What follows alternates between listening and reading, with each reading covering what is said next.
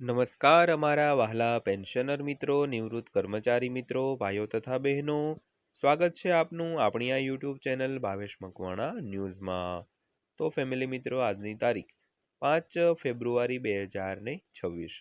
તો આજના આ ત્રીજા વિડીયોની અંદર આપણે વાત કરવાના છીએ તમામ પેન્શનરો અને સિનિયર કર્મચારીઓએ 28 ફેબ્રુઆરી સુધીમાં આ કામ ફરજિયાત કરવું જ પડશે, નહીતર પેન્શન અટવાઈ જશે. તો ફેમિલી મિત્રો, કયું કામ છે તે દરેક પેન્શનરોએ કરવું પડશે અને પેન્શન શા માટે અટવાઈ જશે તેની પણ ચર્ચા કરવાના છીએ. તો આજનો આ વિડીયો તમે ખાસ કરીને અંત સુધી જોઈ લેજો અને માહિતી તમારા માટે ખૂબ જ ઉપયોગી છે, એટલે અંત સુધી જોઈ લેજો. અને વિડીયો પસંદ આવે તો વિડીયોને એક લાઇક પણ કરી દેજો. અને આપણી આ ચેનલ સબસ્ક્રાઈબ ન કરી હોય તો આવી જ ડેઇલી અપડેટો મેળવવા માટે આપણી આ યુટ્યુબ ચેનલ પણ તમે સબસ્ક્રાઈબ કરી લેજો. તો શરૂ કરીએ આજનો આ વિડીયો. તો સૌથી પહેલાં વાત કરીએ તો 8મા પગાર પંચ હેઠળ કેન્દ્ર સરકારના કર્મચારીઓ માટે ફિટમેન્ટ ફેક્ટર અંગે એક નવું અપડેટ સામે આવ્યું છે. તો પ્રારંભિક ડેટા અને નવીનતમ મોંઘવારી ભથ્થાને આધારે એવો અંદાજ છે કે ફિટમેન્ટ ફેક્ટર ફક્ત 1.60 હોઈ શકે છે. તો ચાલો આજના સમાચારમાં તેના કારણો વિશે વાત કરીએ. તો સૌથી પહેલાં જોઈએ કેન્દ્ર સરકારના કર્મચારીઓમાં 8મા પગાર પંચ અંગે ચર્ચા સતત તીવ્ર બની રહી છે. તો સૌથી મહત્વપૂર્ણ પ્રશ્ન એ છે કે નવું પગાર માળખું લાગુ થયા પછી ફિટમેન્ટ ફેક્ટર શું હશે અને તાજેતરના મોંઘવારી ભથ્થાના આંકડા આ પ્રશ્ન માટે મજબૂત આધાર પૂરો પાડવા લાગ્યા છે. તો સરકારે હજુ સુધી 8મા પગાર પંચની ઔપચારિક જાહેરાત કરી નથી કે તેના અમલીકરણ માટે કોઈ સમયરેખા નક્કી કરી નથી.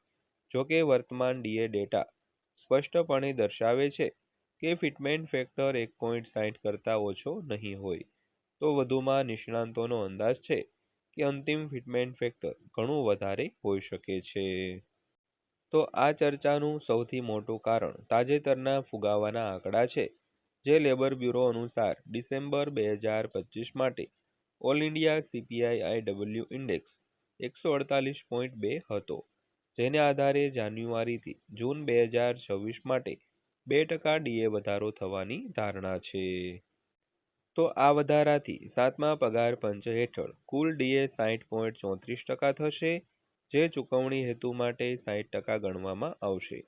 તો માર્ચ 2026માં કેન્દ્રીય મંત્રીમંડળ દ્વારા તેને મંજૂરી આપવામાં આવે તેવી અપેક્ષા પણ છે.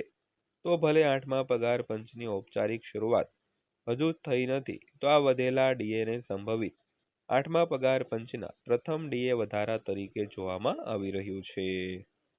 ત્યારબાદ જોઈએ તો ફિટમેન્ટ ફેક્ટર અને ડીએ વચ્ચે સીધો સંબંધ. તો દરેક પગાર પંચની શરૂઆતમાં હાલના મૂળ પગારને 1 ગણવામાં આવે છે અને તેને આધારે મોંઘવારીની અસરને સરભર કરવા અને સરકારી કર્મચારીઓની ખરીદ શક્તિ જાળવી માટે ડીએ ઉમેરવામાં આવે છે. તો 7મા પગાર પંચ દરમિયાન લગભગ 10 વર્ષ સુધી મોંઘવારી ભથ્થું વધતું રહ્યું, તો હવે મોંઘવારી ભથ્થું 60% સુધી પહોંચી ગયું છે. તો સરળ શબ્દોમાં કહીએ તો જો 7મા પગાર પંચની શરૂઆતમાં કર્મચારીઓનો મૂળ પગાર ₹100 હતો, તો આજે ડીએ ઉમેર્યા પછી તે ₹160 થઈ ગયો છે. તો આ ગણતરી સ્પષ્ટપણે દર્શાવે છે કે 8મા પગાર પંચ માટે લઘુત્તમ ફિટમેન્ટ ફેક્ટર 1.60 હોવો જોઈએ. તો ઓછા પરિબળનો અર્થ એ થશે કે પાછલા વર્ષો માટે ફુગાવાનું વળતર મળ્યું નથી. તો ત્યારબાદ વાત કરીએ શા માટે 1.60 ફક્ત શરૂઆત છે, અંતિમ આંકડો નહીં. તો 1.60 એ ગાણિતિક લઘુત્તમ મર્યાદા છે, પરંતુ અંતિમ ફિટમેન્ટ પરિબળ આનાથી વધુ હોવાના ઘણા કારણો છે. ત્યારબાદ જોઈએ તો કોવિડ દરમિયાન ડીએના હપ્તા બંધ થયા હતા. તો 2020-21માં સરકારે કોવિડ-19 રોગચાળા દરમિયાન 18 મહિના માટે 3 ડીએ વધારો અટકાવી રાખ્યો હતો. તો આ રોકેલા વધારા પછીથી કર્મચારીઓને પરત કરવામાં આવ્યા ન હતા. ત્યારબાદ જોઈએ તો જો આ મોંઘવારી ભથ્થું સમયસર ચૂકવવામાં આવ્યું હોત, તો આજે મોંઘવારી ભથ્થું 60%થી વધુ હોત. આ જ કારણ છે કે કર્મચારી સંગઠનો અને નિષ્ણાંતો ફિટમેન્ટ ફેક્ટર વધારવાની ભારપૂર્વક માંગ કરી રહ્યા છે. તો ત્યારબાદ વાત કરીએ 8મા પગાર પંચમાં વિલંબને કારણે મોંઘવારી ભથ્થામાં વધુ વધારો થવાની શક્યતા. તો 8મું પગાર પંચ જાન્યુઆરી 2026થી અમલમાં આવશે એમ ધારી લીધા પછી પણ તેની ભલામણો તાત્કાલિક લાગુ કરવાની શક્યતા ઓછી છે. તો અગાઉના પગાર પંચોનો અનુભવ દર્શાવીએ કે રિપોર્ટ તૈયાર થવા અને અમલમાં મૂકવા માટે લગભગ 2 વર્ષ લાગે છે. તો આ સમયગાળા દરમિયાન ડીએમાં સતત વધારો થતો રહે છે. તો જાન્યુઆરી 2026માં 8મા પગાર પંચ લાગુ થાય ત્યાં સુધી ડીએ ઓછામાં ઓછો 4 ગણો વધવાની ધારણા છે. તો આનાથી ડીએ 80%થી 90% સુધી વધી શકે છે. તો આવી સ્થિતિમાં ફિટમેન્ટ ફેક્ટર 1.8થી 1.9ની નજીક હોઈ શકે છે અને 2નો આંકડો પણ લગભગ અશક્ય લાગતો નથી. તો ત્યારબાદ વાત કરીએ જૂના પગાર પંચ શું દર્શાવે છે. તો છઠ્ઠા પગાર પંચની વાત કરીએ તો ફિટમેન્ટ ફેક્ટર 1.92 હતો અને ન્યૂનતમ મૂળભૂત પગાર 3200થી વધીને 7440 થયો હતો. તેમજ મહત્તમ મૂળભૂત પગાર 30,000થી વધીને 90,000 રૂપિયા થયો હતો. તો આ માત્ર વધારો નહોતો પરંતુ સમગ્ર પગાર માળખામાં મોટો ફેરફાર હતો. તો ત્યારબાદ 7મા પગાર પંચની વાત કરીએ તો ફિટમેન્ટ ફેક્ટર 2.57 રાખવામાં આવ્યો અને ન્યૂનતમ મૂળભૂત પગાર 7,440થી વધીને 18,000 રૂપિયા થયો હતો. તેમજ મહત્તમ મૂળભૂત પગાર 90,000થી વધીને 2.5 લાખ થયો હતો.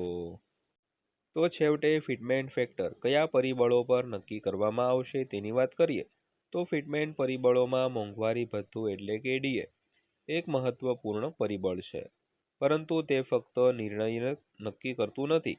તો 8મું પગાર પંચ સરકારની નાણાકીય સ્થિતિ અને તિજોરી પરના બોજનું પણ મૂલ્યાંકન કરશે.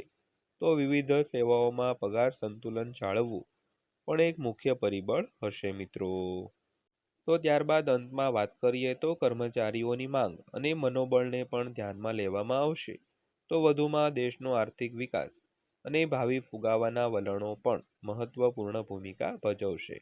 તો આ બધા પરિબળોને આધારે અંતિમ પરિબળ નક્કી કરવામાં આવશે મિત્રો. તો મિત્રો આ હતી આજની માહિતી પસંદ આવી હોય, વિડીયો સારો લાગ્યો હોય તો વિડીયોને લાઇક કરજો અને આવી જ માહિતીઓ માટે આપણી આ ચેનલ સબસ્ક્રાઈબ કરી લેજો. તો ફરીવાર પાછા મળીશું એક નવા વિડીયો સાથે, નવી માહિતી સાથે. ત્યાં સુધી સૌને જય હિન્દ, વંદે માતરમ.